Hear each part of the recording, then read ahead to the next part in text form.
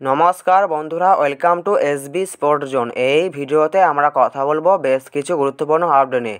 বেশ কিছু গুরুত্বপূর্ণ বড় আপডেট বেরিয়ে আসছে। এই আপডেটগুলি আজকের এই ভিডিওতে তোমাদেরকে জানাবো।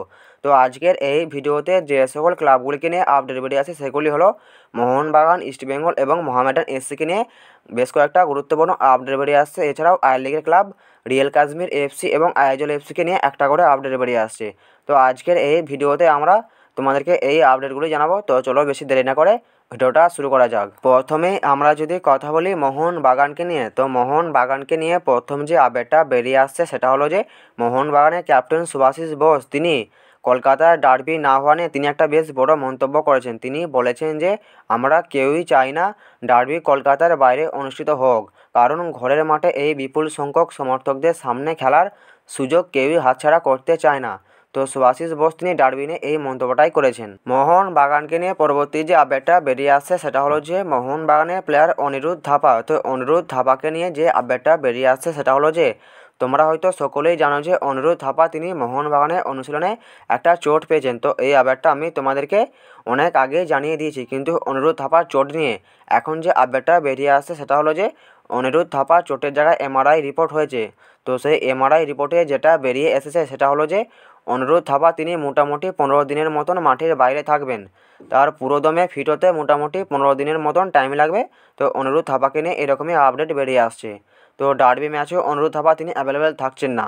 এরপর আমরা যে বিষয়টা নিয়ে কথা বলবো সেটা হলো যে ডার্বি ম্যাচে মোহনবাগানের বেস্ট প্লেয়িং এক্সাই কী হতে পারে সেটা নিয়ে আমরা হালকা করে একটু আলোচনা করব। তো আমিও একটা প্লেয়িং এক্সাই বানিয়েছি, সেটাই তোমাদের সামনে তুলে ধরবো। তো আমি 4-2-3-1 এই ফরমেশনে একটা প্লেয়িং এক্সাই বানিয়েছি। গোলকিপার হিসেবে থাকবেন বিশাল কায়েত, এ নিয়ে কোনো সন্দেহ নাই। 4 জন ডিফেন্ডার হিসেবে যারা থাকবেন তারা হলেন লেফট ব্যাক পজিশনে থাকবেন সুভাশিস বোস, রাইট ব্যাক পজিশনে থাকবেন আশিস রায় এবং দুজন সেন্টার ব্যাকে যারা থাকবেন তারা হলেন বাঁ দিকে থাকবেন আলবার্তো রদ্রিগেস এবং ডান দিকে থাকবেন টম আলডে। তো এই দুজন সেন্টার ব্যাকে থাকবেন। তো ডিফেন্স এরকমই থাকবে, ডিফেন্সে কোনো চেঞ্জ হবে না। এরপর আমরা কথা বলবো ডিফেন্সিভ মিডফিল্ড পজিশন নিয়ে। তো ডিফেন্সিভ মিডফিল্ড পজিশনে যে দুজন প্লেয়ার থাকবেন তারা হলেন বাঁ দিকে থাকবেন দীপক তাংরি এবং ডান দিকে থাকবেন আপুইয়া। এরপর ব্যাপার হলো এটাই যে দীপক তাংরির জায়গায় থাকার কথা ছিল অনিরুদ্ধ থাপার। তো অনিরুদ্ধ থাপাকে রেখেই মলিনা তিনি প্লেয়িং এক্সাই সাজিয়েছিলেন, কিন্তু ব্যাপারটা হলো এটাই যে তোমরা সকলেই জানো যে অনিরুদ্ধ থাপা তিনি চোট পেয়েছেন। তো সেই জন্য তিনি এই ম্যাচে অ্যাভেলেবেল থাকবে না। তো অনিরুদ্ধ থাপার জায়গায় দীপক তাংরি থাকতে পারে, এরকমই সম্ভাবনা বেশি। তো সেই জন্য দীপক তাংরিকে রেখেছি। তো দীপক তাংরি তিনি যদি না থাকেন তাহলে হয়তো সাহাল আব্দুল সামাদ তিনি থাকতে পারেন। তো আমি দীপক তাংরিকেই রেখেছি আপুইয়ার পাশে। এরপর আমরা কথা বলবো দুই উইংকে নিয়ে। তো উইংয়ে কোনো চেঞ্জ হবে না, উইং একই থাকবে। তো লেফট উইংয়ে থাকবেন লিস্টন কোলাসো এবং রাইট উইংয়ে থাকবেন মনবীর সিং। তো উইং একই থাকবে, উইংয়ে কোনো চেঞ্জ হবে না।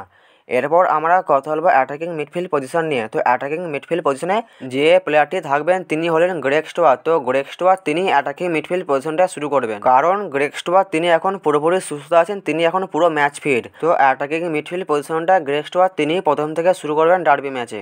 এছাড়াও স্ট্রাইকার হিসেবে যে প্লেয়ারটি থাকবেন তিনি হলেন জেমি ম্যাকলারেন। তো জেমি ম্যাকলারেন তিনি হয়তো স্ট্রাইকার হিসেবে শুরু করবেন।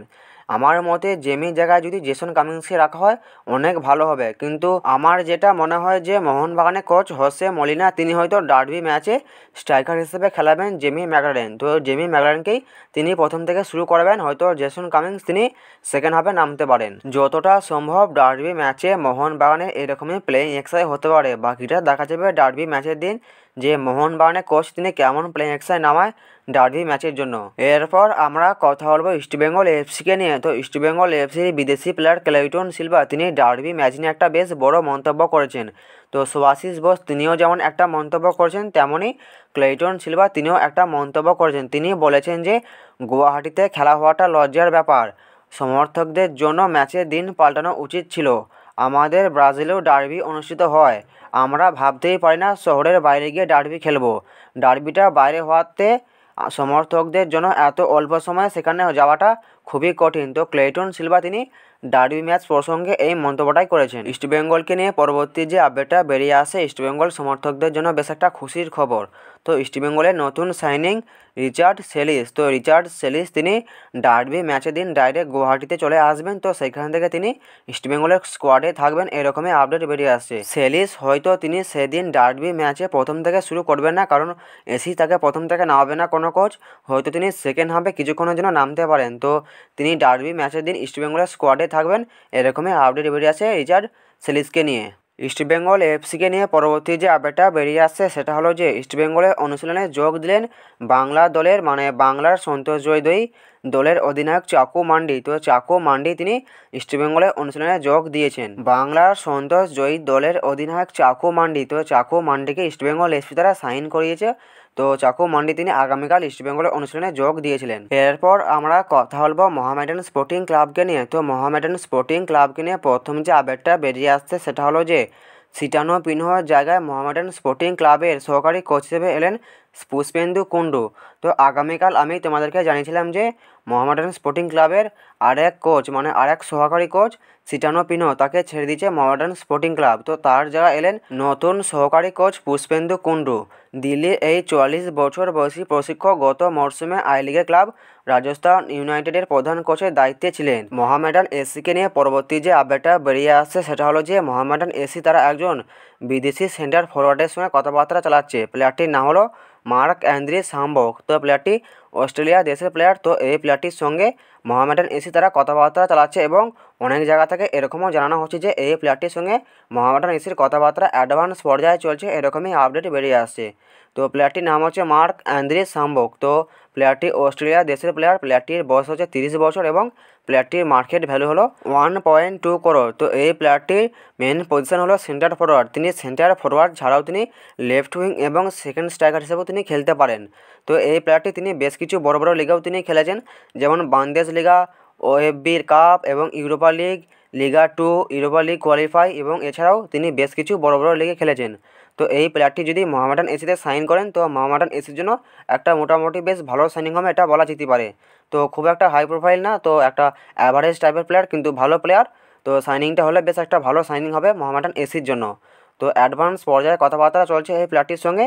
তো যদি ডিলটা ডান হয়ে যায় আমি তোমাদের অবশ্যই জানিয়ে দেবো। এরপর আমরা কথা বলবো রিয়েল কাশ্মীর এফসিকে নিয়ে। তো আই লিগের ক্লাব রিয়েল কাশ্মীর এফসিকে নিয়ে যে আপডেটটা বেরিয়ে আসছে সেটা হলো যে আর্মি রেড থেকে পাঞ্জাবি ডিফেন্ডার প্রদীপ সিংকে 5 মাসের স্থায়ী চুক্তিতে দলে নিল রিয়েল কাশ্মীর এফসি। এবারের কলকাতা লিগ ও ডুরান্ড কাপে বেশ ভালো খেলেছিলেন 29 বছর বয়সী এই ফুটবলার। এবার সেই পরিশ্রমের ফলস্বরূপ সেনাবাহিনীর চাকরি থেকে আই লিগের সুযোগ পেয়ে গেলেন প্রদীপ সিং। তো রিয়েল কাশ্মীর এফসিকে নিয়ে এই ব্যাপারটাই বেরিয়ে আসলো, এই ব্যাপারটা তোমাদেরকে জানিয়ে দিলাম। এরপর আমরা কথা বলবো আই লিগের ক্লাব আইজল এফসিকে নিয়ে। তো আইজল এফসিকে নিয়ে যে আপডেটটা বেরিয়ে আসছে সেটা হলো যে হায়দ্রাবাদ এফসি থেকে লোনে আইজল এফসিতে এলেন মিজো লেফট ব্যাক লালদান মইয়া। তো এই প্লেয়ারটি তিনি হায়দ্রাবাদ এফসি থেকে লোনে আইজল এফসিতে এলেন। সমস্ত সইবাবদ সম্পূর্ণ করে আজ আনুষ্ঠানিকভাবে আইজল এফসি থেকে এই প্লেয়ারটির নাম ঘোষণা করে দেওয়া হয়েছে। তো আইজল এফসিকে নিয়ে এই আপডেটটাই ছিল, এই আপডেটটা তোমাদেরকে জানিয়ে দিলাম। তো আজকের এই ভিডিওতে তোমাদেরকে এই আপডেটগুলি জানানো ছিল, এই আপডেটগুলো তোমাদেরকে জানিয়ে দিলাম। ভিডিওটা যদি ভালো লাগে ভিডিওটা অবশ্যই একটা লাইক করে দিও। যারা আমাদের চ্যানেলে প্রথমবার আসবে চ্যানেলটা অবশ্যই সাবস্ক্রাইব করে দিও। তো দেখা হচ্ছে নতুন কোনো একটা ভিডিওতে।